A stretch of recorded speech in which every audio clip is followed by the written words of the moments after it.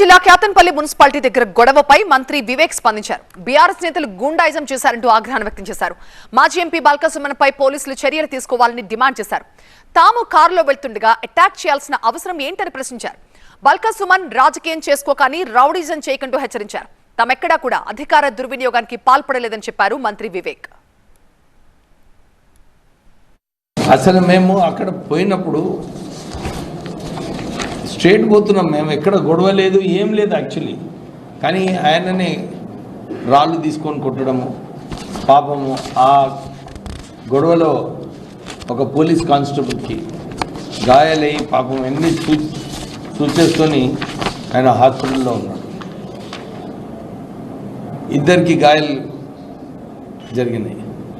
మేము ఎక్కడ కూడా దుర్వినియోగం చేయలేదు అధికారంని.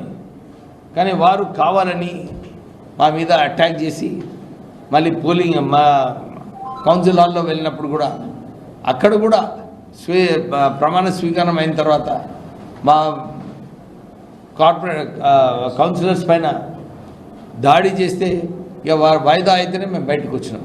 మేము ఇదే ప్రశ్నిస్తున్నాం. నిజంగానే పోలీసు వాళ్ళు దీన్ని సీరియస్గా తీసుకోవాలి. ఎట్లా బాల్కసుమన్ ఫోటోలు స్పష్టంగా కనబడుతున్నాయి వారు దాడి చేసినట్టు. ఇక్కడ చూడండి మంచిగా మళ్ళొకసారి.